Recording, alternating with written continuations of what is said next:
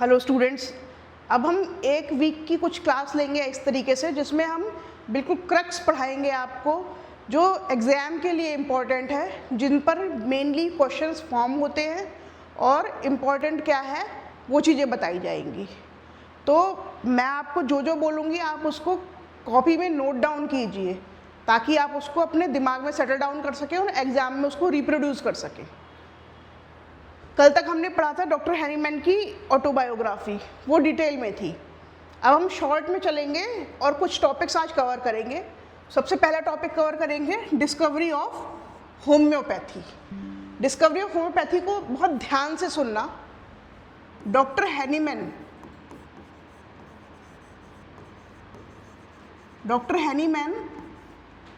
was translating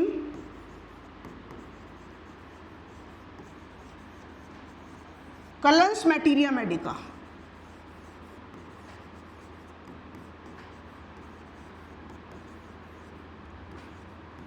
important words बिल्कुल ध्यान रखिए। He was translating Dr. Cullen's Materia Medica.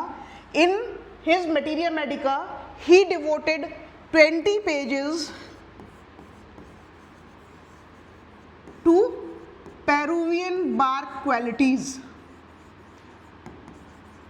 Peruvian bark is also known as China or Cinchona. So Dr. Cullen devoted 20 pages for giving the qualities of Peruvian bark, also known as China and Cinchona, and he told that due to bitter nature, bitter taste of China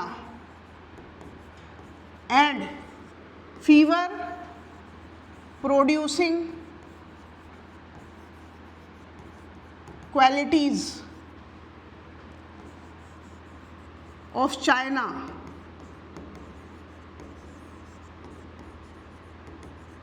दो चीज़ें बताई उन्होंने, bitter taste of China and fever producing qualities of China. China can cure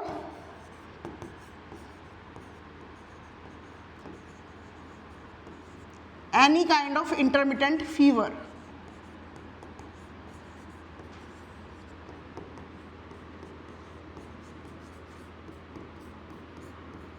Any kind of intermittent, or intermittent fever was malaria fever. Malaria fever होता है ना, पहले chill होती है, फिर उसमें बुखार आता है, फिर पसीना आता है। Malaria fever, 3 stage fever, that is chill state, heat state and perspiration या sweat state.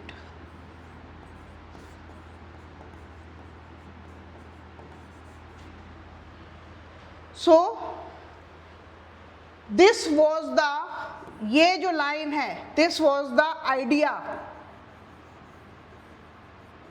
and this idea gave rise to a complete system of homeopathy, because any substance can produce symptoms so that that substance will also cure the patient.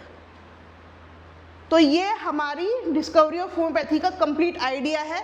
इसके लिए कौन कौन जिम्मेदार था? Doctor kiln की materia Medica का translation जिम्मेदार था और चाइना की क्वालिटीज़ जिम्मेदार थी। ठीक है, ये दोनों चीज़ें इसमें बहुत इंपॉर्टेंट है। अच्छा, फिर क्या हुआ? डॉक्टर हैनीमैन ने जब ये देखा कि अच्छा इस तरीके से इन्होंने बताया है, तो उन्होंने ही टुक चाइना हिमसेल्फ। अब उन्होंने खुद चाइना लेना शुरू कर दिया, और चाइना लेने के बाद उन्होंने कितने चाइना लिया? 4 drums of China 2 times a day। 4 drum China लेते थे वो डेली, दिन में सुबह शाम, और with in few days he developed malarial fever. Malarial fever की तरह उनके अंदर सिम्टम आ गए, इंटरमिटेंट फीवर हो गया उनको,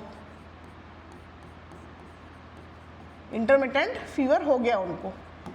so he was very much convinced कि ये चीज जैसी हुई है ऐसी और दवाइयों पर भी हम करके देखेंगे। देन ही अगेन एक्सपेरिमेंटेड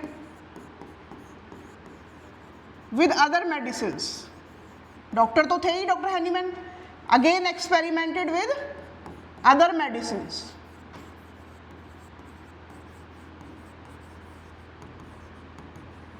उनको पता तो था ही कि ये वाली दवाई इस चीज़ को क्योर करती है, तो उन्होंने उस दवाई को लेकर के देखना शुरू किया। तो उन्होंने देखा कि सीरियसली वो बॉडी में सिम्टम्स प्रोड्यूस करने लग गई और दवाइयाँ भी।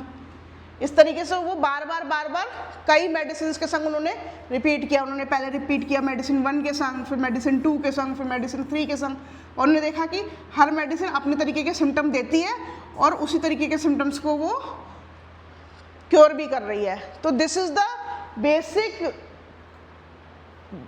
Fundamental of the discovery of homeopathy. ये बेसिक फंडामेंटल है, यहाँ से डिस्कवरी ऑफ होम्योपैथी स्टार्ट हुई।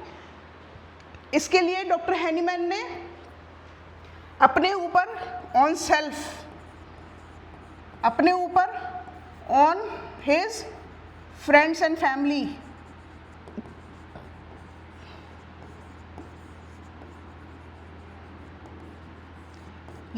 ये प्रोसेस करी। इसको बोलते हैं ड्रग प्रूविंग। उन्होंने अपनी फ्रेंड्स पर, फैमिली पर, सब पर खूब ड्रग्स दे दे करके ड्रग प्रूविंग करी इस तरीके से। तो ये हमारा पॉइंट समझ में आया कि इस तरीके से हमारी ड्रग प्रूविंग होती है। ये हमारा बेसिक कॉन्सेप्ट है। तो इस कॉन्सेप्ट को, ये जो हमने इतना सब समझा, इसको पूरे को बोलते हैं सिमिलिया सिमिलीबस क्यूरेंटर। सिमिलिया सिमिलीबस क्यूरेंटर। और इंग्लिश में ये लैटिन लैंग्वेज का शब्द हो गया सिमिलिया सिमिलीबस क्यूरेंटर, और इंग्लिश में इसको बोलते हैं लाइक क्योर्स लाइक। जो चीज़ जैसे सिम्टम प्रोड्यूस करती है वैसे ही सिम्टम वो क्योर करती है, लाइक क्योर्स लाइक। तो this is the basic phenomena of discovery of homoeopathy. तो इस तरीके से हम इस चीज़ को समझते हैं। अब बर्थ ईयर ऑफ होम्योपैथी 1976। इस ईयर में इन्होंने अपना फर्स्ट टाइम इस फॉर्मूले को बाहर उजागर किया था 1976 में। 1796 में डॉक्टर हैनीमैन ने सिमिलिया सिमिलीबस क्यूरेंटर को बताया था। तो it is also known as birth year of homoeopathy. Birth year of homoeopathy.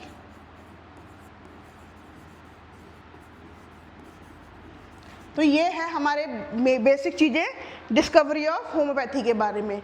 इसके अलावा इसमें बहुत सारी बातें हैं, जैसे कि डॉक्टर हैनीमैन ने कभी भी ये क्रेडिट खुद नहीं लिया कि मैंने इस फॉर्मूला को दिया है।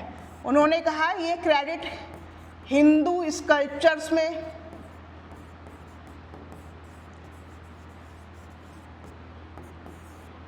और पुराने ग्रीक मेथड्स में इसको यूज़ किया गया है। मैंने सिर्फ इसको रीडिस्कवर किया है। क्या किया है? Rediscover.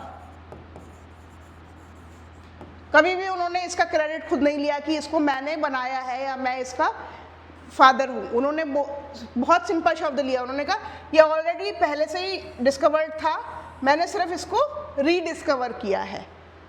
Discovery of homoeopathy was actually a rediscovery of old already existing principle, जिसको लोगों ने अभी तक जाना नहीं था। डॉक्टर हैनीमैन ने इसको पहचाना और इसके ऊपर पूरी की पूरी एक मैनकाइंड को सपोर्ट करने के लिए पैथी खड़ी कर दी। तो this is all about discovery of homeopathy. अब हम बात करेंगे आज बहुत इंपॉर्टेंट टॉपिक के बारे में, दैट इज फंडामेंटल प्रिंसिपल्स।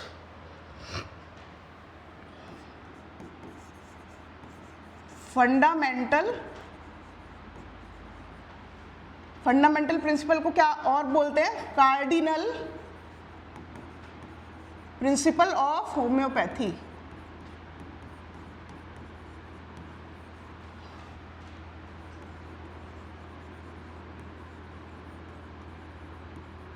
ये बहुत इंपॉर्टेंट टॉपिक है, इसके ऊपर 80% आपके सवाल बनते ही बनते हैं, क्वेश्चन आता ही आता है।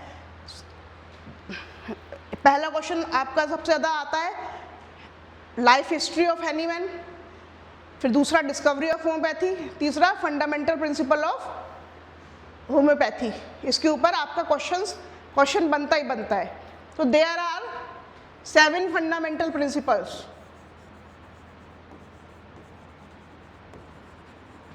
7 फंडामेंटल प्रिंसिपल्स हैं।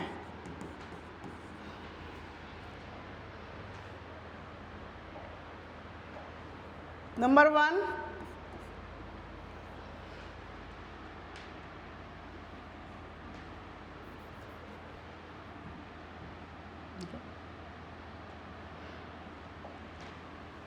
Seven fundamental principles.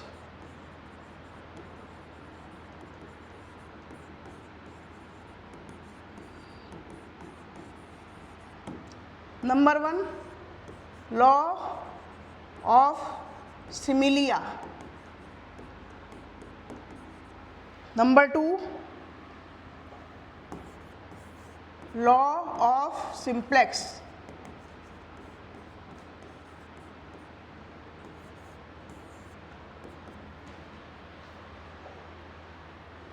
Number 3, law of minimum. Law of minimum. Number 4, doctrine of drug proving.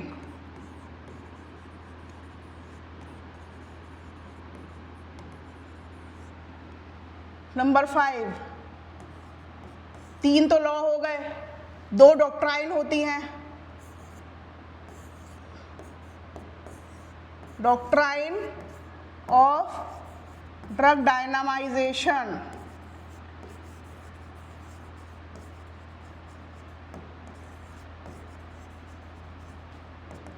Third, theory of vital force. And again theory, 2 theories होती हैं, theory of vital force, theory of chronic disease. Theory of chronic disease. तो सबसे पहले हम इसको समझना शुरू करते हैं, एक एक करके हमको सारे लॉज समझने हैं। सबसे पहले लॉ ऑफ सिमिलिया, जो हमने बेसिक प्रिंसिपल पढ़ा है वही है इसमें। Law of similia is number 1, similia similibus curentur. Similia similibus curentur. Law of similia, देखो अब इसको बहुत ध्यान से समझना। इसमें 3 लॉ हैं, 2 डॉक्ट्राइन हैं, 2 थ्योरी हैं, ठीक है। सबसे पहली जो लॉ ऑफ सिमिलिया होती है वो क्या कहती है? Like cure like. Law of similia क्या कहती है? Like cure like. जो चीज़ जो सिम्टम्स प्रोड्यूस करती है वही चीज़ सिक पर्सन्स में वो सिम्टम्स क्योर कर देती है। ये चीज़ हो गई। फिर से इस चीज़ को बहुत ध्यान से समझो। जो मेडिसिन हेल्दी पर्सन्स में सिम्टम्स प्रोड्यूस करती है वही मेडिसिन सिक पर्सन में वही सिम्टम्स क्योर कर देती है। यही सिम्टम्स अगर प्रेजेंट हैं सिक पर्सन में तो सेम मेडिसिन उसको क्योर कर देती है। This is the main crux. तो इन्होंने इसको लॉ ऑफ सिमिलिया क्यों बोला? लॉ ऑफ सिमिलिया, इसमें बेटा 2 चीज़ें बहुत ध्यान रखने की बात है। इसी में हम होम्योपैथी शब्द का उत्तर भी हमें मिलेगा होम्यो। होम्यो मतलब सेम, पैथी यानी सफरिंग। होम्योपैथी का मतलब है जो चीज, जिस चीज से जो सेम सिम्टम्स हैं उससे सफ़र कर रहा है, उसको उसी सेम सिम्टम वाली मेडिसिन से क्योर कर दो। सिंपल। होम्योपैथी मतलब सेम सफरिंग। इस शब्द का मतलब भी आपको इसी उसमें मिलेगा। तो this is the important thing, law of similia similibus curentur. इसको आप इन दो चीज़ों से समझिए। पहला, लॉ ऑफ सिमिलिया। सिमिलिया मतलब जो मेडिसिन हेल्दी पर्सन्स में जो सिम्टम प्रोड्यूस करती है, वही मेडिसिन जब सिक पर्सन को दी जाएगी तो उन्हीं सिम्टम्स को वो क्योर कर देगी। होम्योपैथी यहीं से ओरिजिनेट होती है कि सेम सफरिंग वाले लोगों को सेम मेडिसिन देने से ठीक हो जाते हैं। This is first law.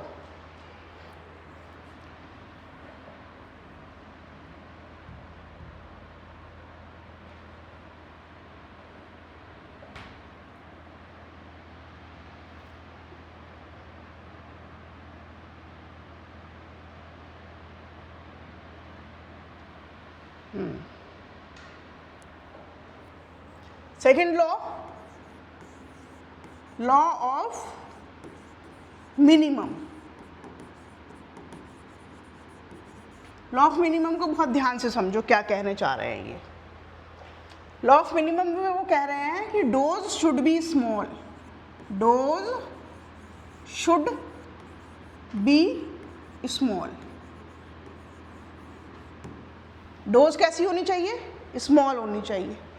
कारण, जो लार्ज डोज होती है, लार्ज डोज किल्स,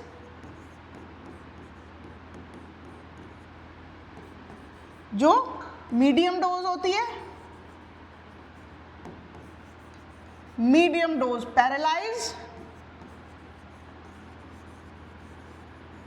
और जो स्मॉल डोज होती है, स्मॉल डोज क्योर्स। एक तो ये प्रिंसिपल है कि डोज स्मॉल क्यों होनी चाहिए, क्योंकि यदि किसी चीज़ को हम अत्यधिक मात्रा में ले लेते हैं तो वो बॉडी को किल कर देती है, मीडियम डोज में लेते हैं तो वो पैरालाइज कर देती है, और अगर उसी चीज़ को हम स्मॉलर डोज में लेते हैं तो वो क्योर कर देती है। एग्जाम्पल के लिए, जैसे हम कहते भी हैं कि जो अल्कोहल है, अगर आप उसको लार्ज डोज में लेंगे तो बॉडी पर बैड इफेक्ट डालेगा, मॉडरेट डोज में लेंगे तो बॉडी को कम बैड इफेक्ट डालेगा, लेकिन फिर भी एक ऐसी अवस्था कर देगा कि आप बीमार रहेंगे। लेकिन उसी को बहुत कम डोज में लेंगे तो वो आपकी बॉडी को ठीक कर देगा। ठीक है, ये this is the law of simplex, law of minimum. Then there comes law of simplex. Simplex का मतलब होता है we should give a single remedy. Simplex मतलब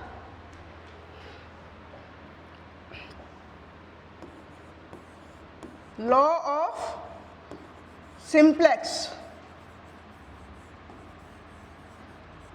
सिंपल, सिंपल का मतलब ये नहीं होता कि बहुत सादा, सिंपल का मतलब यहाँ पे होता है सिंगल रेमेडी से, सिंगल रेमेडी कि बॉडी को हमेशा एक सिंगल रेमेडी ही एक समय पर देनी चाहिए। मतलब जिस वक्त आपके पास एक पेशेंट आया है, आपको कभी उसे 2 या 3 या 4 रेमेडीज़ नहीं देनी है मिला जुला के, जैसे एलोपैथ्स करते हैं। हमें सिंगल रेमेडी देनी है। सिंगल रेमेडी देने का मतलब क्या होता है? हमें एक टाइम पर एक ही रेमेडी देनी है। क्योंकि इसका पहला रीज़न है ड्रग प्रूविंग सिंगल रेमेडी के संग करी गई है। Drug proving is done by single remedy. सबसे इंपॉर्टेंट रीज़न तो यही है कि हमारे पास 2 रेमेडीज़ का एक साथ कोई पिक्चर ही नहीं है, हमारे पास हर रेमेडी की पिक्चर सिंगल सिंगल है। दूसरा जो बहुत इंपॉर्टेंट पॉइंट है वो क्या है? दूसरा important point, vital force is single. हमारी बॉडी में जो वाइटल प्रिंसिपल है that is single. So we should give single remedy, क्योंकि इसके ऊपर दो तरीके के इंप्रेशन आएंगे अगर, तो ये किस चीज़ से क्योर हुआ समझ में नहीं आएगा, इसीलिए we should give single remedy. Number 3 बात समझो कि हमें सिंगल रेमेडी क्यों देनी चाहिए। मान के चलो हमने 2 रेमेडी दे दी, मेडिसिन 1 और मेडिसिन 2, ये हमारा वाइटल प्रिंसिपल है, ये हमारा वाइटल प्रिंसिपल है, और हमने 2 रेमेडी दे दी। इस मेडिसिन ने भी वाइटल प्रिंसिपल पे एक्ट किया, इस मेडिसिन ने भी वाइटल प्रिंसिपल पे एक्ट किया, तो और ये वाइटल प्रिंसिपल आपका क्योर हो गया, बॉडी आपकी क्योर हो गई। तो हम ये कंफ्यूज हो जाएंगे कि मेडिसिन 1 क्यूरेटिव थी या मेडिसिन 2 क्यूरेटिव थी, कंफ्यूजन में चले जाएंगे हम कि इन दोनों में से कौन सी चीज़ थी क्यूरेटिव थी। तो हमें आगे की जर्नी ही नहीं समझ में आएगी कि अब मेडिसिन 1 से क्योर हुआ तो सेकंड मेडिसिन हमें कौन सी देनी है, या 2 से हुआ है तो हमें कौन सी मेडिसिन नेक्स्ट देनी है, क्या चीज़ कॉम्प्लीमेंट करनी है, इसीलिए हमें आगे का रास्ता नहीं मिलेगा, इसलिए हमेशा हमें सिंगल रेमेडी देनी चाहिए। तो ये 3 मेन पॉइंट है। पहला पॉइंट क्या है, drug proving is done by single remedy. दूसरा पॉइंट है वाइटल प्रिंसिपल बॉडी में एक ही होता है, इसीलिए सिंगल रेमेडी देनी चाहिए। और तीसरा 2 रेमेडीज दे दी तो हमें ये समझ में नहीं आएगा क्योर किस रेमेडी के द्वारा किया गया है। तो ये 3 लॉज आपको समझ में आ गए, ये तीनों लॉज इंपॉर्टेंट है। चौथे पर आते हैं, doctrine of drug proving. Doctrine of drug proving.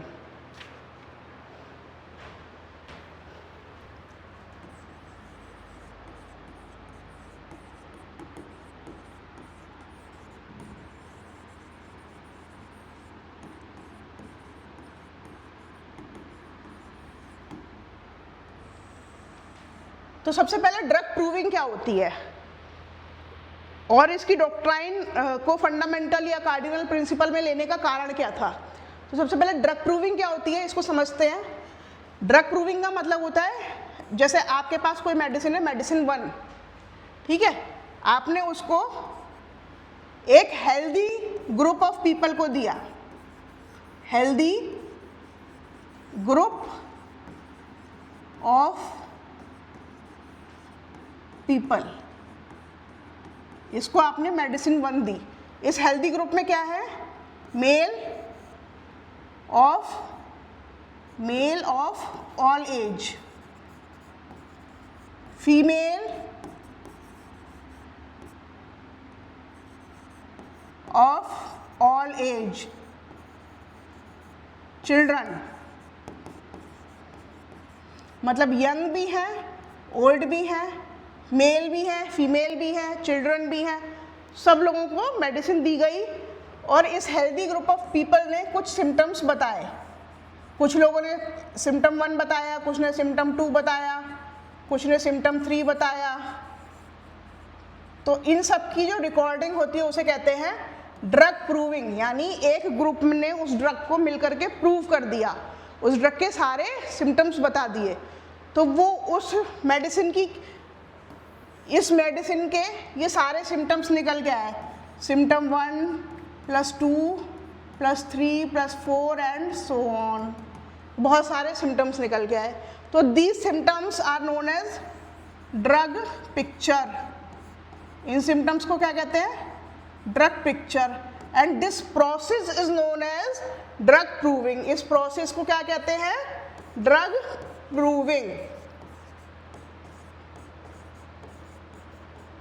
तो अभी हमने क्या किया, इस पूरे प्रोसेस में हमने क्या किया, इस पूरे प्रोसेस में हमने pathogenetic power of drug, pathogenetic यानी बीमारी पैदा करने वाली, पैथो यानी बीमारी, जेनेटिक यानी पैदा करने वाली, बीमारी पैदा करने वाली पिक्चर को हमने बाहर निकाला। तो this is known as drug proving. क्या होता है actually, to know the pathogenetic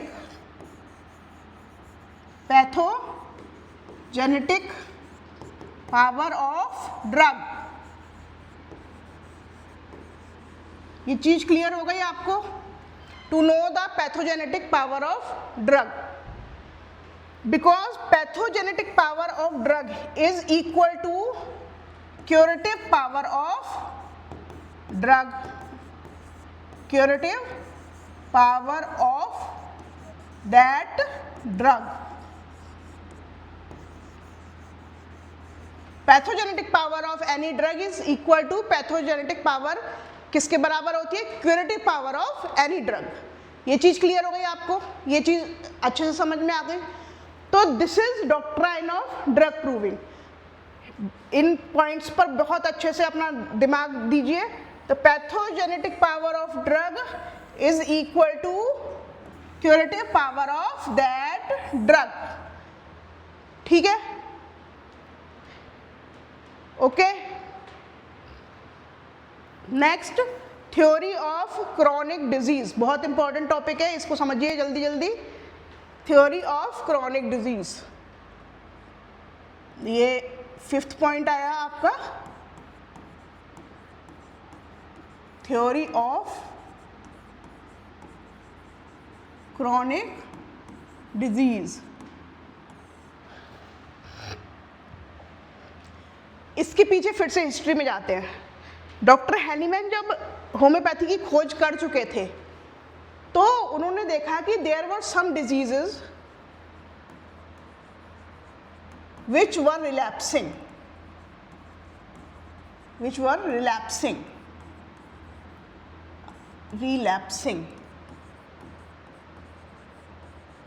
यानी पेशेंट आता था, अपने सिम्टम्स बताता था, अपने सिम्टम्स बताने के बाद डॉक्टर साहब उसको मेडिसिन के सिम्टम्स से मिलाते थे और उसको वो मेडिसिन दे देते थे.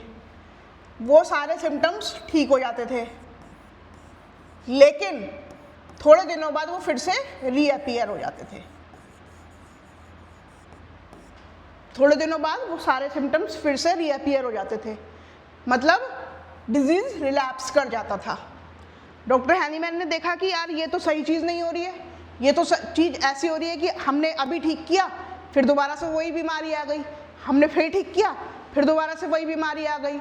तो उन्होंने 12 ईयर्स तक, 12 वर्ष तक उन्होंने ऐसे केसेस को स्टडी किया. उन्होंने इस तरीके के केसेस को स्टडी किया और उन्होंने बताया कि हमारी बॉडी में डिजीज़ 2 तरीके के होते हैं. एक होते हैं एक्यूट डिजीज़ और दूसरे होते हैं क्रॉनिक डिजीज़.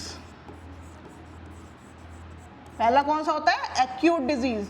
ये सही हो जाते हैं, आपने एक बार मेडिसिन दी और ये रिलैप्स नहीं करते, ये ठीक हो जाते हैं. लेकिन क्रॉनिक डिजीज़ जो होते हैं वो सही नहीं होते हैं, वो बार बार रिलैप्स करते रहते हैं. उसका कारण उन्होंने बताया. इंपॉर्टेंट बात यहाँ से शुरू हुई. सबसे पहले तो हमने ये समझ लिया what are chronic disease. Chronic disease are those disease which relapse again and again after giving medicine.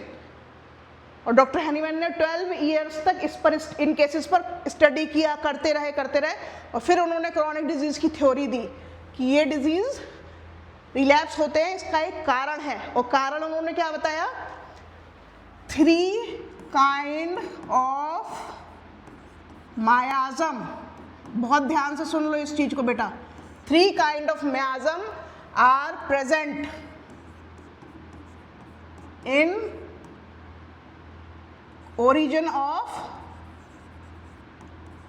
chronic disease. इस chronic disease के origin के पीछे कौन जिम्मेदार होता है? 3 kind of miasm. First miasm is SORA. Second miasm is psychosis. और third miasm is syphilis. फिर सोरा के बारे में बात करी गई. Psora is the mother of all miasm. मतलब यदि सोरा नहीं होगा तो ना साइकोसिस हो सकता है ना सिफिलिस हो सकता है. It is fundamental cause. ये सारे पॉइंट बहुत इंपॉर्टेंट हैं. फंडामेंटल कॉज, ये फंडामेंटल कॉज होता है किसी भी डिजीज के लिए. Then comes to it covers लगभग एक, सारी बीमारियां हैं ये, सारी बीमारियों को 8 हिस्से में बांट दिया, तो एक हिस्से को छोड़ के जो मैंने कवर कर दिया है वो है साइकोसिस और सिफिलिस। बाकी जितना हिस्सा दूसरे रंग से कलर किया है वो सारा का सारा, ब्लू वाला जितना हिस्सा है, जितनी बीमारियों का 7/8 ऑफ ऑल डिजीज आर सोरा। मतलब अगर कुल मिलाकर के 80 बीमारियां हैं तो उनमें से 70 बीमारियां जो हैं वो सोरा से ओरिजिनेट होती हैं, और बाकी की बची हुई 10 वो साइकोसिस और सिफिलिस से मिलकर के ओरिजिनेट होती हैं।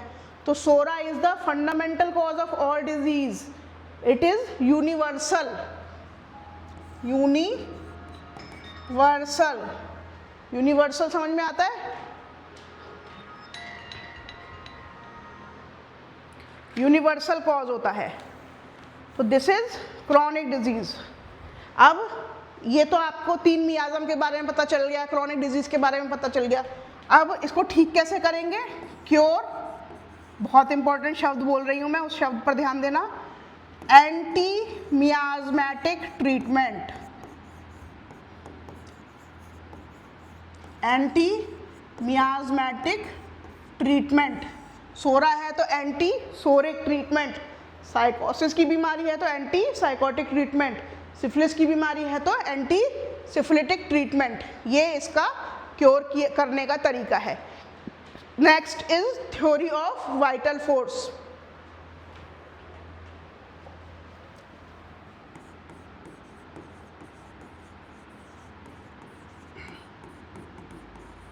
थ्योरी ऑफ वाइटल फोर्स, इसको समझते हैं। आज से पहले किसी भी एलोपैथिक डॉक्टर ने इस चीज़ पर ध्यान नहीं दिया था। उन्होंने, डॉक्टर हैनीमैन ने क्या कहा? उन्होंने कहा हमारी बॉडी जो होती है ना वो 3 चीज़ों से मिलकर बनी होती है। ट्री यूनिटी, ट्री यानी 3 चीज़ों से, यूनिटी यानी मिलकर बनी है, यूनाइटेड है। पहली चीज़ उन्होंने बोली बॉडी, जो हमको दिख रही है बॉडी, ठीक है। दूसरी चीज़ उन्होंने बोली माइंड, और तीसरी चीज़ उन्होंने बताया वाइटल फोर्स। कि हमारी बॉडी में एक वाइटल फोर्स रहता है या वाइटल प्रिंसिपल रहता है। बॉडी हमको दिखती है, माइंड यानी मन, उसका हम अनुभव कर लेते हैं। कई बार होता है ना, हमें मन नहीं कर रहा कि हम वहाँ जाएं, तो वो ब्रेन का हिस्सा नहीं है, वो कहीं ना कहीं आपके अंदर एक सोचने वाली जो सभ्यता है, जो सिविलाइजेशन आपके अंदर है सोचने की, उसकी हिस्सा है। Then comes the vital force या वाइटल प्रिंसिपल। वाइटल प्रिंसिपल मतलब लाइफ गिविंग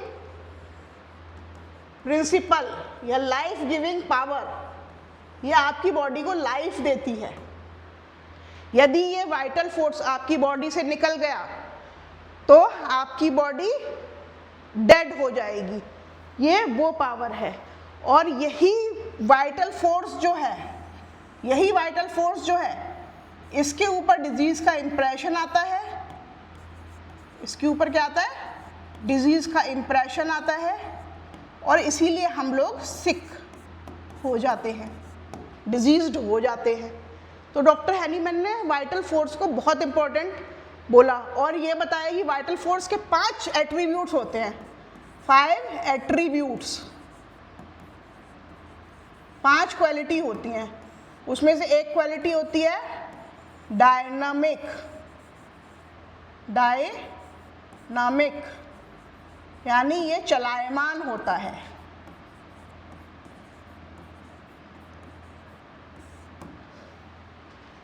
मतलब ये बॉडी के अंदर डायनेमिक फॉर्म में यानी एनर्जी के फॉर्म में रहता है। किस फॉर्म में रहता है? एनर्जी के फॉर्म में रहता है। ये बहुत इंपॉर्टेंट बात है। Vital force is a dynamic power which is automatic, autocratic, spiritual. ये कैसा होता है? ऑटोमेटिक होता है, स्वयं चलता है, स्वयं चलित। ऑटोक्रेटिक होता है, बट इट इज अनइंटेलिजेंट, इसकी अपनी कोई इंटेलिजेंस नहीं होती, ठीक है, vital principle is automatic, autocratic, dynamic but unintelligent and it is a spiritual power. ये इसके बारे में इंपॉर्टेंट बात हो गई। तो क्या क्या एट्रीब्यूट्स होते हैं? Dynamic, automatic,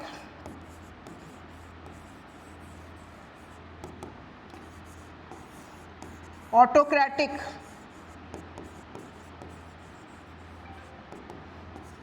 spiritual and unintelligent.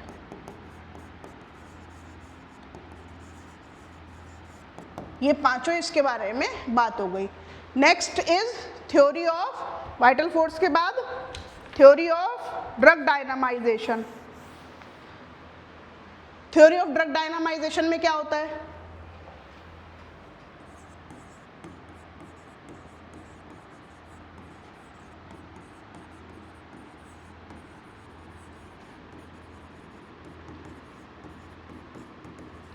इसमें कहते हैं ड्रग को भी डायनामाइज करना। अभी मैंने बोला ना वाइटल फोर्स इज डायनेमिक, तो जो चीज खुद डायनेमिक है उसके ऊपर जब तक दूसरी डायनेमिक चीज एक्ट नहीं करेगी, एक्ट हो ही नहीं पाएगा। इस चीज को समझो बेटा, जब कोई चीज ऑलरेडी एनर्जी के फॉर्म में है तो हमें उसको मेडिसिन भी एनर्जी के फॉर्म में देनी पड़ेगी, तभी वो प्रॉपरली डिजीज फ्री होगी। इसीलिए होम्योपैथी का जो कल्चर है वो कहता है ना कि हम रूट से सही कर देते हैं बीमारी को, because we give the dynamic medicine, drug dynamization. हम दो प्रोसेस करते हैं ड्रग के संग, एक करते हैं ट्राइट्यूरेशंस, एक करते हैं सक्सेशन। ट्राइट्यूरेशन हम करते हैं लिक्विड ड्रग के संग और सक्सेशन करते हैं सॉलिड ड्रग के संग। और इन प्रोसेस के द्वारा जो ड्रग्स होती हैं वो कैसी हो जाती हैं? डायनामिक ड्रग हो जाती हैं। ड्रग कैसी हो जाती हैं? डायनामिक। इसको हम फार्मेसी में बहुत डिटेल में पढ़ेंगे कि सक्सेशन कैसे किया जाता है, ट्राइट्यूरेशन कैसे किया जाता है। अभी इंपॉर्टेंट बात क्या है कि ड्रग डायनामाइजेशन करने के लिए हमें दो प्रोसेस के द्वारा ड्रग्स को गुजारना पड़ता है, ट्राइट्यूरेशन के द्वारा और सक्सेशन के द्वारा। Next is doctrine of drug dynamisation.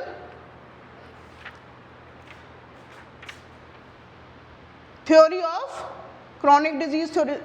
तो हमारे ये फंडामेंटल कॉजेज जो हैं वो कवर हो गए। अब हम कल पढ़ेंगे Organon of medicine and its different edition, बल्कि इसको मैं अभी आप लोगों को इसके बारे में बताती हूँ।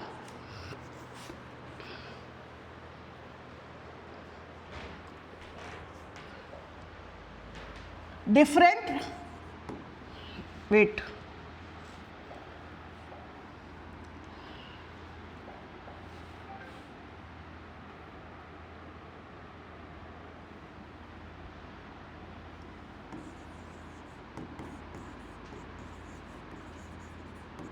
Editions of Organon. देखो आप सबके पास A.K. दास की बुक होगी और उसमें ये वाला पेज नंबर 25, इसमें एक चार्ट दिया हुआ है, उस चार्ट से ही हम इसको पढ़ेंगे, ठीक है। तो एडिशन के बारे में बात करते हैं। सिंपल एडिशन, तो सबसे पहले फर्स्ट एडिशन आया, फिर आया सेकंड, फिर थर्ड, फिर फोर्थ, फिर फिफ्थ और सिक्स्थ। ऑब्वियसली इसी क्रम में एडिशन आएंगे। फिर बात करते हैं name of the book. Name of book, जो फर्स्ट एडिशन था उसका नाम था Organon of rational medical science.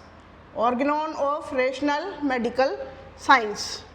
Second edition जो आया उसका नाम रखा Organon of healing art. Third edition जो आया उसका नाम रखा Organon of healing art. Fourth का भी यही नाम रखा, फिफ्थ का भी यही नाम रखा ऑर्गेनॉन। सिक्स्थ का नाम बदल के कर दिया ऑर्गेनॉन ऑफ मेडिसिन। इनके सन याद कर लो, ईयर, ये हुआ 1810 में, ये 1819 में, 1824 में, 1829 में, ये 1833 में, और जो ऑर्गेनॉन ऑफ मेडिसिन जो सबसे इम्पॉर्टेंट बुक है वो आई 1921 में। देखो कितने सालों बाद आई, लगभग 70-80 साल हो गए यहाँ से यहाँ तक, 90 साल के आसपास, इतने लंबे समय बाद आई। अब इस वाली Organon of rational medical science, इसमें कितने पैराग्राफ लिखे थे? 271। इसमें कितने लिखे थे? 3